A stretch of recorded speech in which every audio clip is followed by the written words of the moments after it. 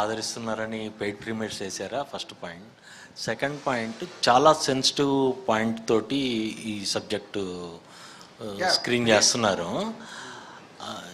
ఈ first copy చూసిన తర్వాతకి మీ కాన్ఫిడెన్స్ లెవెల్స్ ఎందుకో చాలా హై రేంజ్లో ఉన్నట్టు అనిపిస్తుంది మాకు. ఏంటి అంటే 2 పాయింట్స్లో మీరే అడిగారు. ఒకటి, పెయిడ్ ప్రీమియర్ అనేది ఇప్పుడు 7th రిలీజ్ అనుకో, 6th షో అయ్యడం వల్ల కొంత పర్సంటేజ్ ఆఫ్ ఆడియన్స్ సినిమా చూస్తున్నారు. అంటే 6 గంటలకు షో వేస్తే 9 గంటలకు అయిపోయిన తర్వాత వాళ్ళు చూసి ఆ సినిమా గురించి సోషల్ మీడియాలో ఏదైనా యాడ్ అవుతే, అది మంచి సినిమా అవుతే ఆటోమేటిక్గా సినిమాకి ప్లస్ అవుతుంది. సో ఇది కూడా ఒక ప్రమోషనల్ స్ట్రాటజీయే. బాగలేదనుకో బ్లాస్ట్, ఇంకా 7వ తారీఖు కూడా రాడు. సో ఇది వెయ్యాలా వద్దా అనేది ప్రొడ్యూసర్స్గా మా మీద ఉండే డెసిషన్ ఇది. పోతే చిన్న సినిమాలకి ఇది ఒక మంచి స్ట్రాటజీ. ఎందుకంటే ఈ రోజుల్లో చూస్తున్నాం, అంటే నిజంగా చూడడం కాదు, భయం వేస్తుంది.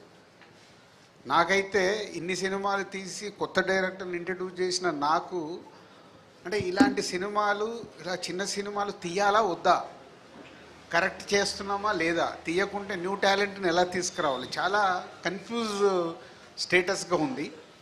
పోతే మొన్న మళ్ళీ కాన్ఫిడెన్స్ వచ్చింది. కమిటీ కుర్రాలు కానివ్వండి, హాయి కానీ, 2 సినిమాలు రీసెంట్లీగా అందరు కొత్త వాళ్ళతో తీసిన ఆడడం వల్ల నో అప్ అండ్ డౌన్ అనేది కామన్. ఇవాళకి ప్రేక్షకులు ఒక మంచి సినిమాని తీసుకొస్తే వాళ్ళు చూడటానికి సిద్ధంగా ఉన్నారు. సో కాన్ఫిడెంట్గా అందుకే ఈ సినిమాని 6th పెయిడ్ ప్రీమియర్ వేద్దామని ఫిక్స్ అయ్యాం. ఇక సెకండ్ పాయింట్కి వస్తే,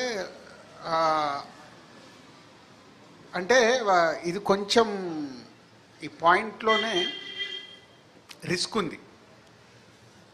సో రిస్క్ తీసినప్పుడు తగిలితే సిక్సర్, లేకుంటే క్యాచ్, 2 ఉంటాయి. సో డైరెక్టర్తో ముందు నుంచి ఈ స్క్రిప్ట్ ఓకే అనుకున్నప్పటి నుంచి ఎన్నిసార్లు నవ్విస్తావు అది చెప్పు. సో ఆయన స్క్రిప్ట్లో రాసుకున్నప్పుడే హీరో క్యారెక్టర్ కానీ, హీరో పక్కన ఉండే వెన్నెల కిషోర్ గారి క్యారెక్టర్ కానీ, అలాగే హీరో ఫ్యామిలీలో ఫాదరు, మదరు, బామ్మ క్యారెక్టర్ కానీ, అలాగే హీరోయిన్ క్యారెక్టర్ కానీ బాగా డిజైన్ చేశాడు.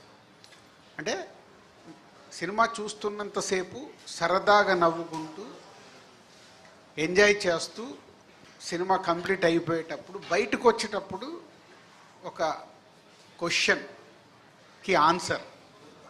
ఇవాళ సొసైటీలో ఉండే ఒక మిడిల్ క్లాస్ ఫ్యామిలీలో ఒక కుర్రాడు పిల్లలే వద్దు అనుకునే స్టేజ్లో ఎందుకు ఆలోచిస్తున్నాడు, సొసైటీలో ఏముంది, ఎందుకు వద్దనుకుంటున్నాడు, ఆయనకు యాక్సిడెంటల్గా ఏం జరిగింది, ఏం జరిగితే ఆయన ఏం చేశాడు అనే దానికి దీని మీద రన్ అయ్యే సినిమా.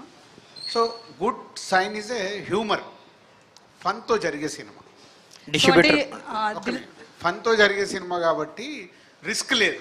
ముందు నేను రిస్క్ అని ఎందుకు మొదలు పెట్టానంటే రిస్క్ పాయింట్, కానీ ఫైనల్గా చూసుకున్నప్పుడు నవ్వుతూ బయటకు వచ్చేటప్పుడు రిస్క్ అనిపించదు, బాగా డీల్ చేశారు అనేది వస్తుంది. డిస్ట్రిబ్యూటర్ సుహాస్ గారు, డిస్ట్రిబ్యూటర్ సుహాస్